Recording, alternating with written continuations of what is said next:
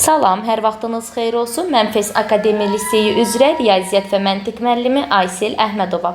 Bugün sizlərlə məntiq suallarının həllərinə və izahlarına baxacağıq. 21-ci sualda deyir ki, Əlinin yaşı Nəzrinin yaşının 4 qatından bir vahid artıqdır. Nəzrinin yaşı x olsa, Əlinin yaşı 4x plus 1 olar. 4 qatından bir vahid artıqdır. 6 il sonra deyirsə, yəni biz artıq 6 il gələcəklə bağlıdır. Üzərinə gələcəyik. Və yalnız Nəzrinin yox, Əlinin də hər ikinin üzərinə gəlirik. Olacaq 4x plus 7 bərabərdir. X plus 6. Deyir, Əlinin yaşı Nəzrinin yaşı 3 qatından 2 vahid əksikdir. Yəni bunu 3-ə vururam. Çıxıram 2-ni. 4x plus 7 bərabərdir. 3x plus 18 çıxaq 2. X buradan alınar 9. Nə? Yəni burada deyir ki, Nəzrinin 9, 37 yaşda o zaman Əlinin olar. Əli ilə Nəzrinin yaşları cəmi 37-nin üzərinə də 9 gələrik, 46. Cavab A variantı. Keçirik növbəti suala. Növbəti sualımız kater məsələləridir. Kater məsələlərinə baxsaq, görərik ki, biz deyirik ki, əgər çayın axını ilə deyirsə, surətlər toplanır, zamana vurulur və gedilən yol tapılır. İndi həmin biz qaydaya əsasən deyir ki, axını ilə.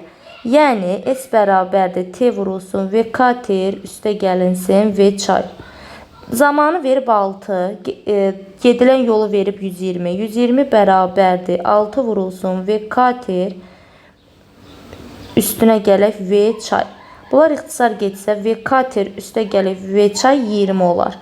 Bizə çayın axma surəti, yəni V çayı 8 verir. Bu 8 isə V katerdə 12-dir. Bizdən də katerin surətini soruşur. Cavab 12.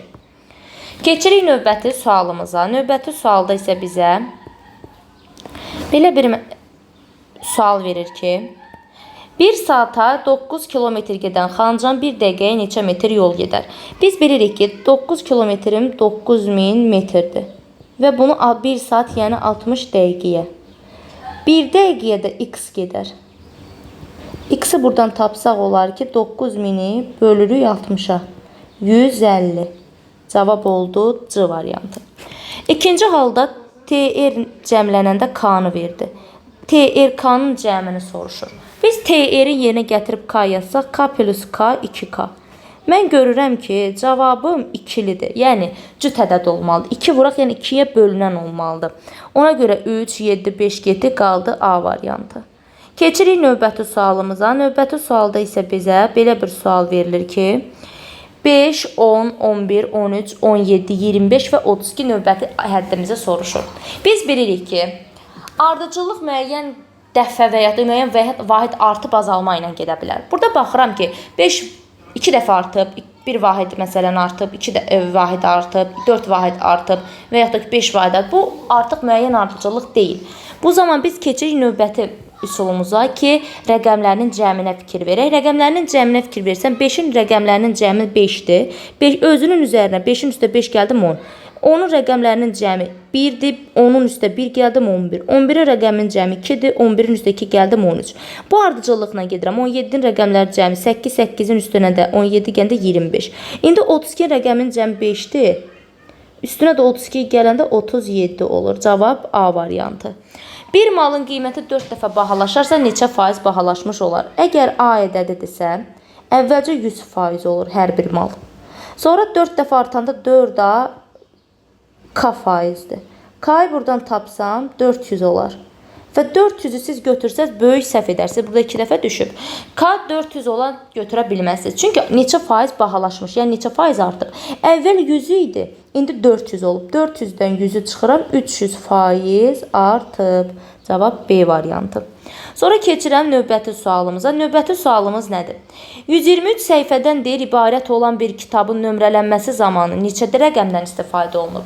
Kitab səhifə məsələlərində əgər bizə səhifə rəqəmlərinin sayı 3 verilərsə, bu zaman düsturum mənim 3S çıxaq 108 olur. Bu zaman da 3 vurulsun 123 çıxaq 108. 3'ü 123'e vursaq 369 çıxaq 108. Cavabım olacaq 261. Cavab oldu C variantı. Keçirik növbəti sualımıza. Növbəti sualımız bizdə verilib. 28-də qalıb hələ. 28-i də izah edək. Aha. 28-də bizə deyir ki, bir zər atıldıqda zərin 5 nöqtəli üzünün düşmə ehtimalını tapın. Biz bilirik ki, bir zərdən söhbət gedirsə, birinci yazaq ehtimalın düsturunu. Əlverişli halları mümkün hallara bölürük. Bir zərdən söhbət gedirsə, mümkün hal 6 götürülür. Yəni, P bərabərdir 6-da. 5-də bir dənə zərin içində 5 bir dənədir də. Bütün ədədlərdən 6-ya kimi bir dənədir. Ona görə 6-da 1. Cavab oldu D variantı. Keçirik 29-cu suala. 29-cu sualda isə deyir ki, 1, 4, 13, 40, 120. Bu, hər hansı vahid qədər artım deyil. Biz bunu nə edərik? 1-i məsələn 3-ə vurub üstə 1 gələrəm. 4-ü 3-ə vurub üstə 1 gələrəm. 13-ü məsələn 3-ə vuraram, 39 üstə 1 gələrəm. 121-i 3-ə vursam indi üstə də 1 gələrəm. Bu edəcək 363, üstə də 1 gələndə 364. C variantı. Keçirik indi nəyə? 364 2 dəfə verilib. Əslində A da ola bilər. A, C. Sonra keçirik nəyə? Sizdə əgər belə bir ipucu verim, əgər variant 2 dəfə gəlirsə, bu zaman siz nə edirsiniz? Birinci gələni götürürsünüz. Bir şagird 23 qələm alanda cibində 55 manat qalır. Deyirik ki, 23 qələm alır. Baxın, 23 qələm aldı və cibində 55 manat qalır. 55 manat. 26 qələm alsaydı 10 manat qalardı. Şagirdin nə qədər pulu var idi? Biz bu zaman nə edirik? 23 qələmlə 55 qələmi toplayırıq. Bu bir bizim pulumuz edir. Şagirdin puludur. Bir də 26 qələmlə 10 manatı cəmləyirik və bərabər götürürük. Çünki hər ikisi şagirdin pulu. Biz burada bərabərliyi həll etsək, 23-ü digər tərəfə keçirsəm 3 qələm və onu digər tərəfə keçirsəm 45-ə. Qələmi tapdım ki 15-dir.